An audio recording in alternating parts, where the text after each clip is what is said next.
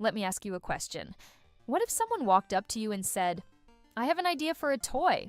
Good guys and bad guys from the future get sent back in time to the age of dinosaurs. The good guys make friends with the dinosaurs. The bad guys use mind control to turn the dinosaurs into weapons. And then both sides put laser cannons and body armor on the dinosaurs and fight each other."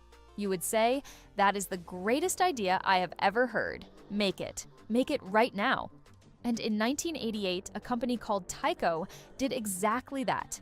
They made the toys, they made the cartoon, they made the comics, kids went crazy for it, and within 3 years, it was completely gone. Today, a lot of people who grew up in the 80s have no memory of Dino Riders at all, but the ones who do remember it, they never shut up about it. And the collectors who held onto their sets, some of them are sitting on toys worth hundreds of dollars. In this video, we cover everything. Where the idea came from, what the toys were like, what the cartoon was really about, why it ended so fast, and exactly what your old sets are worth today, including the one set that almost nobody has complete and that collectors will pay serious money for. This is the full story of Dino Riders. Let's go! To understand Dino Riders, you need to understand what the toy market looked like in 1986. He-Man was the biggest toy in the world. Transformers were everywhere. G.I. Joe was selling millions of figures. Every toy company in America was trying to find the next big thing. Tyco Toys was not a small company. They made popular RC cars and train sets. But they did not have a breakout action figure line. They wanted one. In 1986, a man named Jim Alley, who was Tyco's vice president of marketing, came up with an idea. He wanted to combine two things kids already loved: action figures with weapons and dinosaurs. Dinosaurs were having a moment in the mid-1980s. Scientists were changing everything we thought we knew about them. New research showed dinosaurs were fast, warm-blooded, and smart. The old image of the slow-dragging lizard was gone. Dinosaurs were suddenly exciting again. Jim Alley's idea was simple but brilliant. Aliens from the future get sent back to prehistoric Earth. Good aliens make friends with the dinosaurs. Evil aliens use mind control devices to force the dinosaurs to fight. Both sides load the dinosaurs up with armor and weapons. The idea went through 2 years of development. Tyco hired a real paleontologist named Robert T. Backer as a scientific consultant. They also hired a famous dinosaur illustrator named William Stout to design the animals. These were not cheap hires. Backer was one of the most respected scientists in his field. Stout's dinosaur art was known worldwide. The result was a toy line where the dinosaurs looked genuinely impressive. Not cartoon monster versions. Real, scientifically informed dinosaurs with laser cannons bolted to their backs.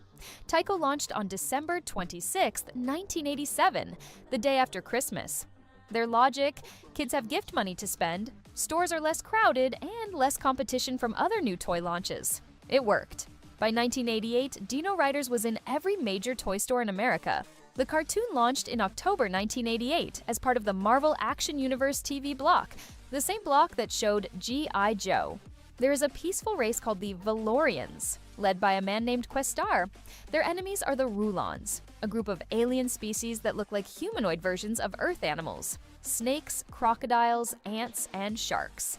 Their leader is a villain named Krulos. Both sides get pulled into a time travel accident and end up in prehistoric Earth, 65 million years ago, the age of the dinosaurs. Both sides are stranded. They cannot get home without parts they do not have. The Valorians can connect with the minds of living creatures, so they reach out to the dinosaurs, make friends with them, and the dinosaurs choose to help. Armor and weapons are added to protect them in battle. The Rulons take a completely different approach. They use brain control devices, brain boxes, to force dinosaurs to fight for them. The brainwashed dinosaurs are slaves. Free dinosaurs fighting alongside their friends versus enslaved dinosaurs with no choice. For a Saturday morning cartoon in 1988, that is actually a powerful concept. The show ran for 14 episodes. Every single toy in the first wave appeared in the show. This was intentional. Every time a kid saw a dinosaur on screen, they could go buy that exact toy. Here is what separated Dino Riders from everything else in the toy store. The dinosaurs were genuinely great. Most dinosaur toys in the 1980s were cheap rubber or plastic with bad paint and no detail. Dino Riders were the opposite. Because Tyco used a real paleontologist and a real illustrator, the dinosaurs had accurate proportions, real muscle detail, and careful paint jobs. Even without armor or weapons, they looked impressive. Each toy came with laser cannons, missile launchers, platform seats, body armor panels, control consoles, cables, and harnesses. Some of the bigger sets had 15 or even 20 individual pieces. Everything was removable. The average Dino Riders toy came with over 15 parts.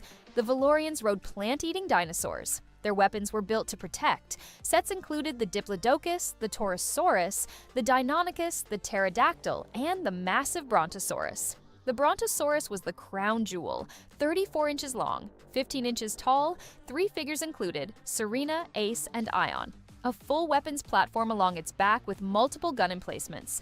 It was enormous. It was expensive. Every kid who saw it wanted one. The Rulons rode meat-eating dinosaurs, armed for attack. The Tyrannosaurus Rex was their flagship, battle armor, a war saddle for 3 figures, heavy weapon systems, and motorized walking action powered by a battery. Put it on the floor, turn it on, and it walked. Here is the detail that tells you everything about the quality of these toys. The Smithsonian Institution in Washington, D.C. contacted Tyco directly. They were so impressed by the accuracy of the dinosaur figures that they wanted to use them for their own museum educational toy line. Tyco agreed. The dinosaurs were re-released without weapons and armor and sold in museum gift shops as scientifically accurate replicas. A toy line got into the Smithsonian Institution. That does not happen often. Here is something most people do not know. Rex, the big green anxious T-Rex from the Toy Story movies, voiced by Wallace Shawn, is based on the Dino Riders Tyrannosaurus. The body shape, the proportions, the specific build, they match closely. The Toy Story Essential Guide states Rex was manufactured in 1989, the same year as the Dino Riders T-Rex toy. And in the first Toy Story movie, when the toys introduce themselves to Buzz Lightyear, Rex says he is from Mattel, but then immediately corrects himself and says he is actually from a smaller company that was purchased in a leveraged buyout. That is a direct reference to Mattel buying Tyco in 1997. Rex is, in the fictional world of Toy Story, a Dino Riders toy whose company got bought out. One of the most beloved characters in Disney Pixar history is secretly a Dino Riders toy. And almost nobody knows. Dino Riders had everything going for it in 1988. Great toys, a solid cartoon, strong sales. And then, within 2 years, it was falling apart. Here is why.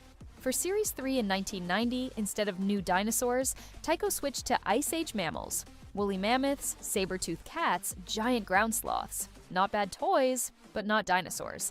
Kids bought Dino Riders because of the dinosaurs. The Ice Age sets sold much worse. And without a proper second TV season to promote them, the line lost its engine. By 1989 and 1990, every company was making dinosaur toys because Dino Riders had proved the concept worked. More competition, less shelf space, no way for one brand to stand out. In 1993, Jurassic Park came out and changed everything. Every kid who might have gone back to Dino Riders now had a much bigger, more current franchise to spend money on. Dino Riders could not compete with that. In 1997, Mattel acquired Tyco. That was the end. Mattel had no interest in reviving a brand they had just bought. Dino Riders was quietly retired. Disney now owns the cartoon rights. In 2020, Mattel released one small tribute, a limited Rulon Warriors battle pack. It showed the interest is still there, but a full revival has not happened yet. Alright, this is the part a lot of you came for.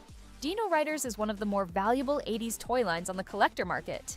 And the main reason is simple. The sets had so many tiny pieces that truly complete examples are very hard to find. Missiles got lost, small figures vanished. Most sets you find today are missing something. Here is a breakdown based on real eBay sold listings.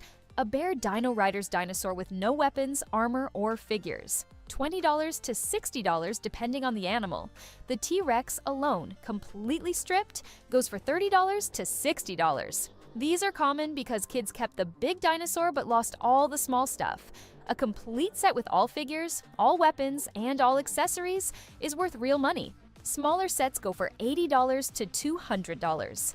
Medium sets like the Triceratops or Stegosaurus complete can reach $150 to $300. The Diplodocus with Quastar and Ares, fully complete with working motor, $250 to $400. The T-Rex complete. All 3 Rulon figures, every weapon, $300 to $500. This is the big one. A bare brontosaurus with 0 accessories, $60 to $120. Nearly complete, missing 1 or 2 pieces, $120 to $250. Fully complete, all 3 figures, full weapons platform, every gun, every missile, every small attachment, $400 to $700. Why so valuable? Because the Brontosaurus had more individual pieces than almost any other set. 35 years have not been kind to most collections. A truly complete example is rare. When one shows up, collectors fight over it. Here is the part that surprises most people. The sets that killed the toy line are now the most valuable of all. Because they sold poorly, production numbers were lower. Series 3 was only distributed in the Western United States and in Europe. Many American collectors never saw these in stores. They are genuinely rare. The woolly mammoth from the Ice Age line, motorized walking action, a Neanderthal figure named Grom, full weapons system. A complete woolly mammoth has sold for $400 to $800, with the original box potentially higher. The Smilodon, the saber-toothed cat, is even rarer in complete condition. Complete examples have sold for $200 to $500. Series 3 dinosaurs like the Dimetrodon and Pachycephalosaurus. Small, but very hard to find complete, these sell for $150 to $400 each. Do not open it. A mint-in-box T-Rex has sold for over $1,000. A sealed Brontosaurus in good box condition has sold for $1,200 or more. A sealed Ice Age set is extremely rare. These show up very rarely and collectors pay whatever it takes. Even having the original box in good condition, even if the toy was played with, adds 30 to 50% to the value. The small 2-figure packs and commando figure cards from Series 2 look cheap and unimpressive. But complete carded commando figures have sold for $60 to $150 each because they were not produced in large numbers. And one truly rare item, a brown and orange pterodactyl figure that was only available as a mail-away fan club exclusive. These almost never come up for sale. If you have one, you have something special. To check real prices, go to eBay, search for what you have, and click Sold Listings. That shows what things actually sold for, not what sellers are hoping to get. Dino Riders was the perfect toy idea. Aliens, dinosaurs, laser guns, real science behind the designs. Museum-quality animals dressed for war. A cartoon that gave every kid a reason to want every single set. And then it went away too fast. The Ice Age pivot lost the audience. Jurassic Park took over. Mattel bought Tyco and had no interest in looking back. But the legacy is still out there. Rex from Toy Story is on screen in every movie. The Smithsonian dinosaurs are in museum gift shops. And somewhere in an attic or a storage unit, there is a complete Brontosaurus with all its pieces still attached, waiting to be found. If you had Dino Riders when you were a kid, drop a comment. Which dinosaur did you have? Did you ever have the Brontosaurus? Did you watch the cartoon? If you are new here, the last video on this channel was the full story of Mighty Max, another forgotten toy with one of the darkest endings in kids' TV history. Link is on screen. Go watch it, subscribe so you do not miss the next one. Until then, stay nostalgic.